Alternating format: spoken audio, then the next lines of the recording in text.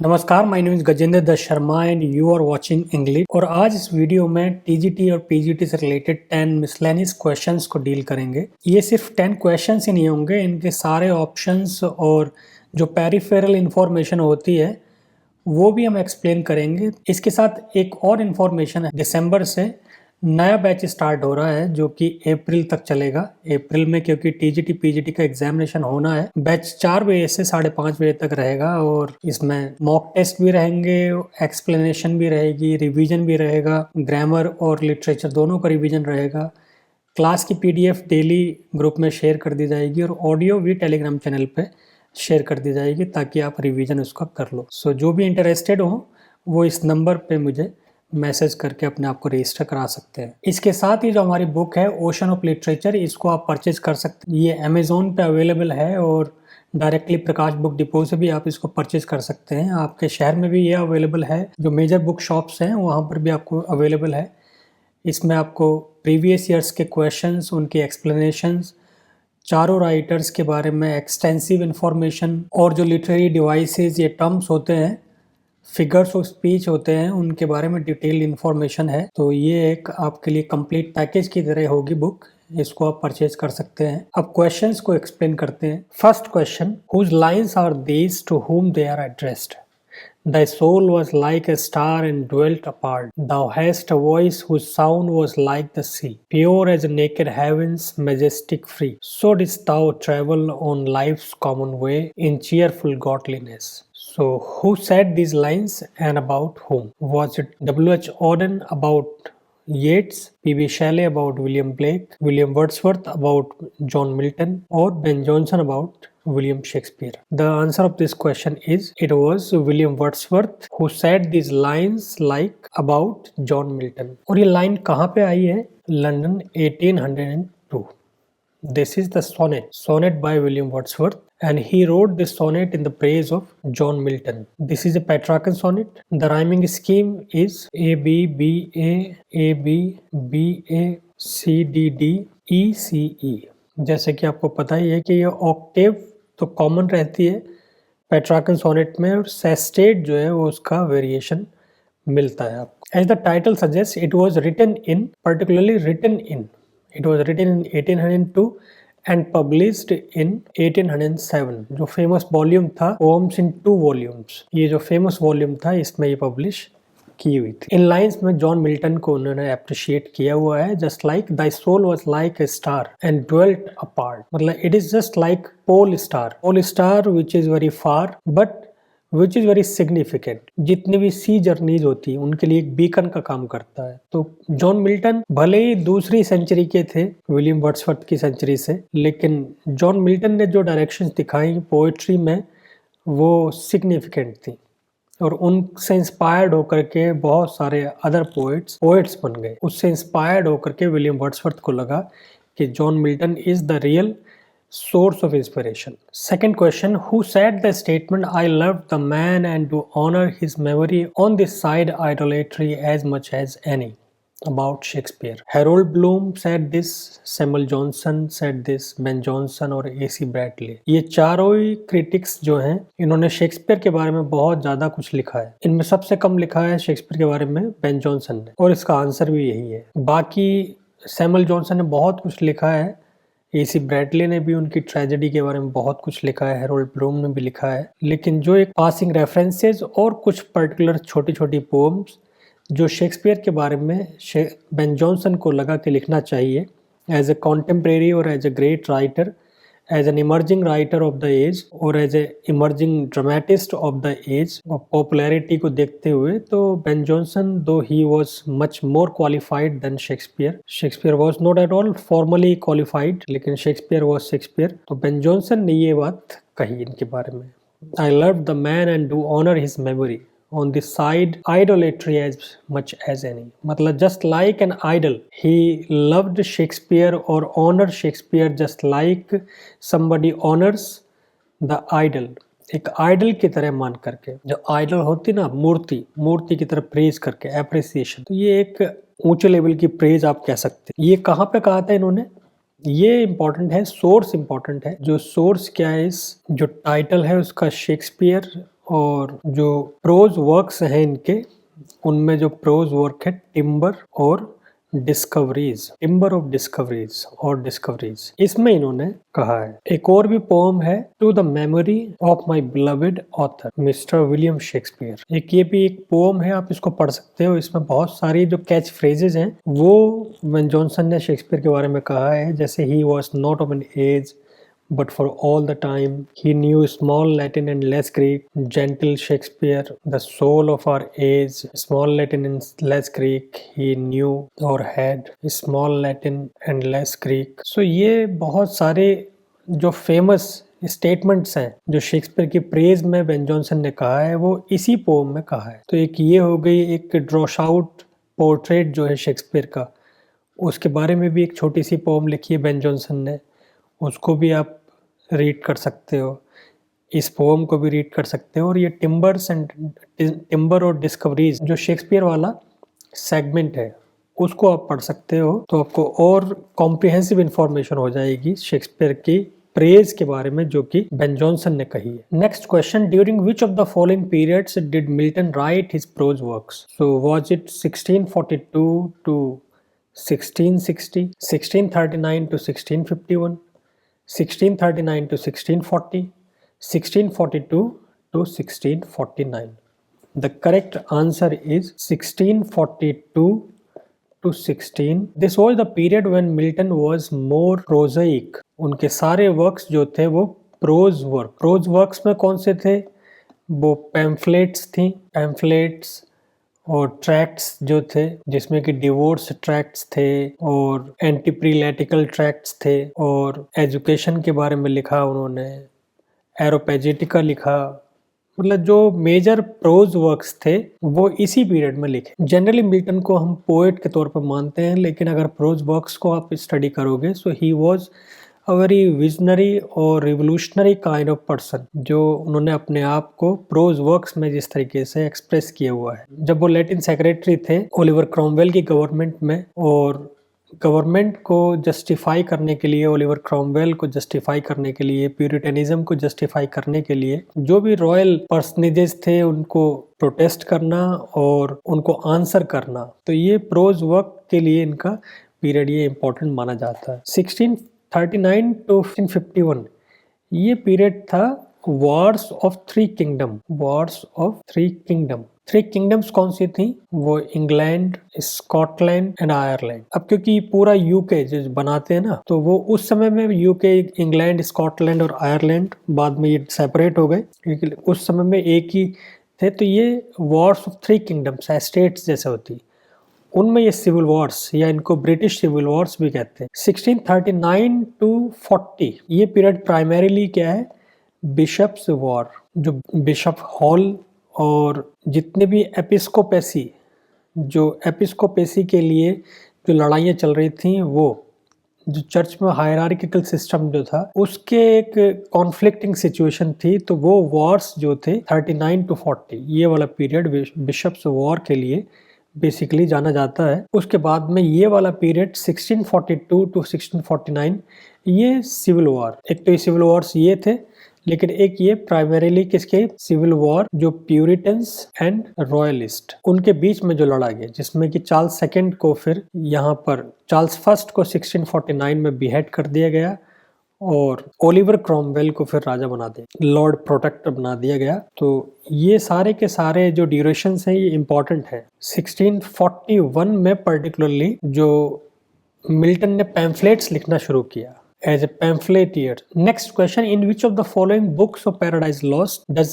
Adam realize that if death consort with thee, death is to me as life? जब Paradise Lost में ewe ने serpent से influenced होकर के वो एप्पल खा लिया, मतलब जो फॉरबिडन फ्रूट था उसको खा लिया, because she was much influenced by or she came in the talk of the serpent Satan because of the excessive love. Adam को भी लगा कि यार since Eve was the only one with whom he had some feelings, or Eve was the only or the sole companion in paradise as a human being. तो जब लगा कि Eve is doomed, it is sure that Eve will be doomed, तो उसको Adam को भी लग गया कि अब कोई फायदा है नहीं। If death consort with thee, यानी कि if you are to die, if as a punishment of eating the fruit of knowledge the forbidden tree, so death is to me as life, मेरे लिए भी डेथ लाइफ की तरह ही है। मतलब if I live so my life would be death, and if I die with you तो death would be my life. With you even death is life, without you even life is death. तो फिर कोई फायदा है नहीं, इसलिए Adam ने भी बाद में वो एप्पल को टेस्ट कर लिया। अब ये बात कौन सी बुक में आई? बुक 8th, 9th, 7th और 10th? The answer is it was in book 9th where Adam and Eve were doomed. They ate the fruit of knowledge and as such they were doomed. Under the persuasion of Satan, Eve did this sin and Adam had to follow. Adam की कोई गलती नहीं थी, लेकिन Adam because he loved Eve so much, it was purely for excessive love. So Adam को भी लगा कि अब तुम्हारे साथ ही जिंदगी और तुम्हारे साथ ही मौत। तो ये जो पूरा एपिसोड हुआ कौन सी बुक 9th में हुआ। Next question, who is being referred to as darling of the summer in one of the poems of William Wordsworth? तो दो क्वेश्चन बन जाते हैं, एक तो what is the name of the poem in which this statement is there and who is being referred to. So was it Dorothy Wordsworth जिसको refer कर रहे हैं? बहुत सारी पोम्स में डोरोथी वर्ड्सवर्थ को एड्रेस भी किया हुआ है, रिफर भी किया हुआ है। मैरी हचिंसन जो उनकी वाइफ थी, उनको भी इन्होंने बहुत सारी पोम्स में एड्रेस किया हुआ है, रेफर किया हुआ है। और या फिर ये कुकू और नाइटिंगेल, क्योंकि इनके बारे में भी पोम लिखी है इन्होंने। तो ये कौन था? The correct answer is cuckoo. Poem कौन सी थी? In the poem to the cuckoo. इसी पोम में इन्होंने कुकू को ये एड्रेस किया है कि Kuku is the darling of the summer. इसी में ब्लिद, न्यू कमर ये भी कहा है, उसी कुकू को डार्लिंग ऑफ द समर भी कहा है। ये पोम जो पब्लिश हुई थी वो कब हुई थी? 1807 में। Publishing date written in 1802 and published in 1807। किसमें?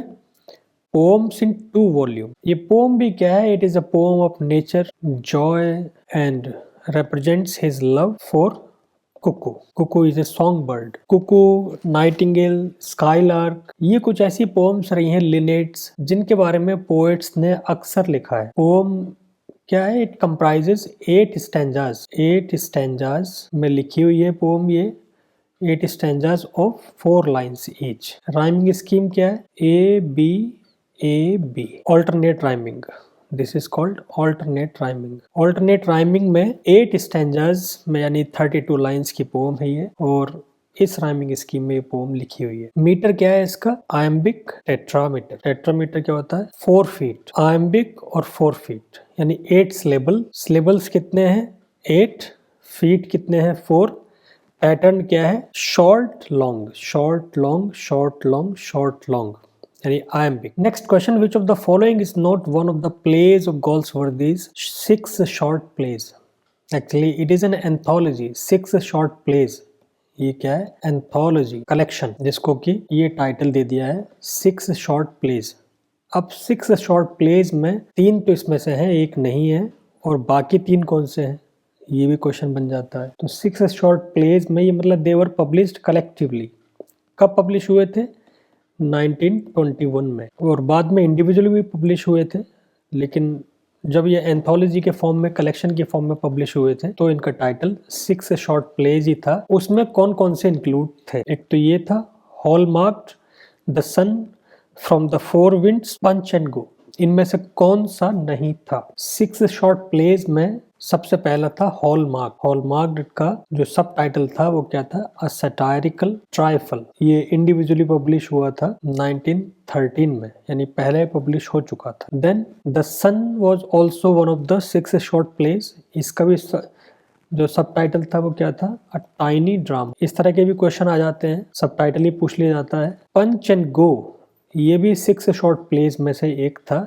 इसका सब टाइटल क्या था? A little comedy. ये सेपरेटली पब्लिश हुआ था 24 में। ये द सन पब्लिश हुआ था 1922 में। कलेक्टिवली 1921 में हुए थे ये। From the 4 winds, from the 4 winds is the collection of short stories, it is not a drama at all, collection of short stories जो कि 1897 में पब्लिश हुई और एज जॉन सिंजॉन के नाम से भी गोल्सवर्दी ने कई सारे जो अपने वर्क्स थे वो लिखे थे, प्राइमरीली नॉवेल्स और शॉर्ट स्टोरीज। ये वाला कलेक्शन जो था फ्रॉम द फोर विंड्स, ये तभी लिखा था। बाकी जो 3 प्लेज हैं 6 शॉर्ट प्लेज में, उनमें से कौन सा है? एक डिफीट, एक क्या है the first and the last, और एक क्या है the little man. So the first and the last, the little man, the defeat, punch and go, the sun, the hallmark, ये 6 प्लेज हैं, शॉर्ट प्लेज, जिनको कि कलेक्टिवली इस एंथोलॉजी में पब्लिश किया गया। Next question, which of the following literary terms means not possible? Is it antimetabole, adynaton, chiasmus और exaggeration? कौन सा लिटरेरी टर्म्स का मीनिंग इसमें नॉट पॉसिबल है? So the correct answer is adynaton. Adynaton is a form of exaggeration. Exaggeration दिया हुआ है hyperbole, लेकिन ये एडिनेशन कौन सी एग्जैजरेशन होती है जो बिल्कुल पॉसिबल ही नहीं है।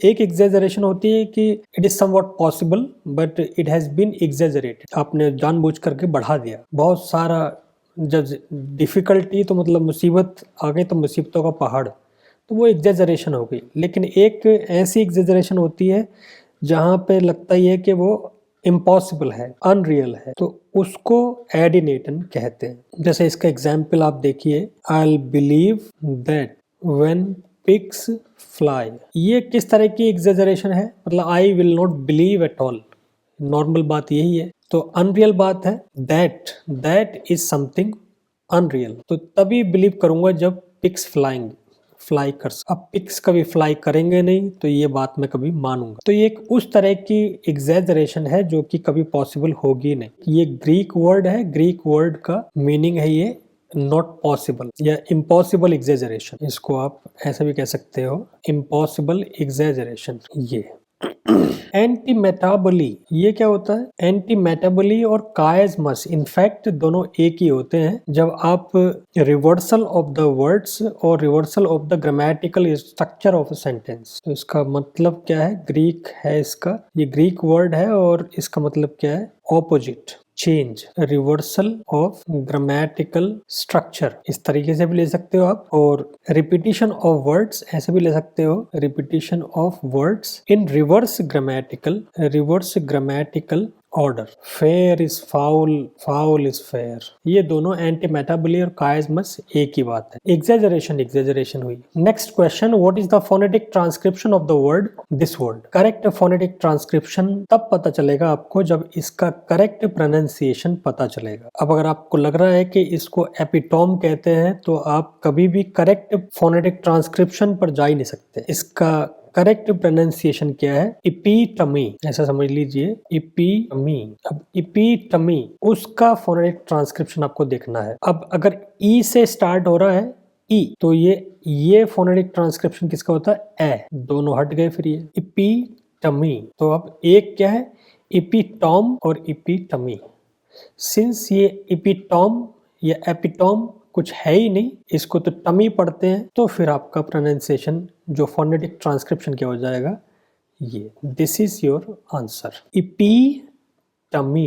ये ई का सिंबल है, ई की मात्रा वाला, ये प का सिंबल है, फिर ये ई की मात्रा, ये स्ट्रेस जो है प पे है, इपी प पे, और फिर ये जो है श्वा, इसको श्वा कहते हैं। ये ट का सिंबल है, ये और ये फिर म और फिर ये ई, इपीटमी। इस तरीके से ये करेक्ट प्रोनाउंसिएशन और करेक्ट फोनेटिक ट्रांसक्रिप्शन ये है, बाकी तीनों गलत। Next question, what is the meaning of the phrasal verb do one? Phrasal verbs बहुत ज्यादा कंफ्यूजन पैदा करती हैं, अगर आपको पता ना हो तो फिर मुश्किल हो जाता है। इसलिए जो कॉमन वर्ब्स हैं जैसे डू, गेट, पुट, टेक, गो, इन सब से रिलेटेड जितनी भी फ्रेजल वर्ब्स होती हैं, ये कॉमन आपके क्वेश्चंस में, क्वेश्चन पेपर में आने वाली होती है। जब डिक्शनरी कंसल्ट करते हुए इनकी फ्रेजल वर्ब वाली जो एंट्री है उसको आप डेफिनेटली पढ़ा करिए। सो डू वन का क्या मतलब है? Is it go away, come away, behave, work at, for some leave? The correct answer is it is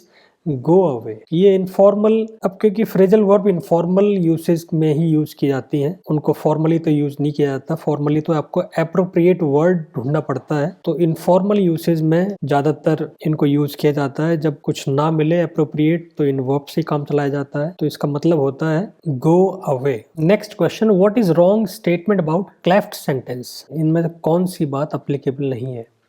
A sentence which is separated by a comma, sentence in which an emphasis is given to one part of the sentence. It uses the structure of it or what. It emphasizes noun or pronoun. The correct answer is it is not separated by a comma.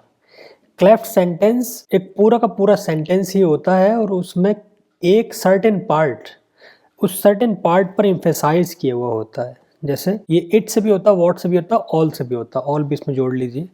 All I want is a nap. So all I want is a nap. तो अब क्या है, it emphasises nap, यानी कि it emphasises noun और pronoun. ये बात ठीक हो गई। It uses the structure of it, what और all. So what I desire is your company. तो योर कंपनी नाउन और प्रोनाउन हो गई। तो इस तरीके से यहाँ पर ये फिर एम्फेसाइज कर दिया गया। Sentence in which emphasis is given to one part of the sentence. So all I desire, all I want, ये पार्ट जो है वो एम्फेसाइज करके दिया हुआ है और ये किसको एम्फेसाइज कर रहा है, एक सर्टेन पार्ट। तो ये तीनों स्टेटमेंट बिल्कुल ठीक है। सेपरेशन, कॉमा से सेपरेशन नहीं होता, तो इनको क्लेफ्ट सेंटेंस भी कहते हैं। इनकी स्ट्रक्चर ऑल आई डू या ऑल आई वांट या व्हाट आई वांट या it is the city life I don't like, ये भी क्या है, क्लेफ्ट सेंटेंस का एग्जाम्पल है। So that is all for now. Hopefully these sentences and their explanation added something to your existing knowledge. अगर आपके कोई भी डाउट्स हैं तो वो कमेंट बॉक्स आप पूछ सकते हो और ये डायरेक्टली मुझे व्हाट्सएप भी कर सकते हो। अगर ये वीडियो पसंद आई हो तो लाइक करिए, शेयर करिए, ताकि जितने भी एस्पिरेंट्स हैं उन तक जाए। और अगर आपको रेगुलर क्लास लेनी है तो फिर 20 दिसंबर से स्टार्ट हो रहा है, आप उसको ज्वाइन कर सकते हो। और बुक परचेज करिए ताकि आपको कॉम्प्रिहेंसिव इन्फॉर्मेशन हो जाए टीजीटी के एग्जाम को क्वालिफाई करने के लिए। और अगर आप नए हो चैनल पे तो सब्सक्राइब करिए। Thank you so much.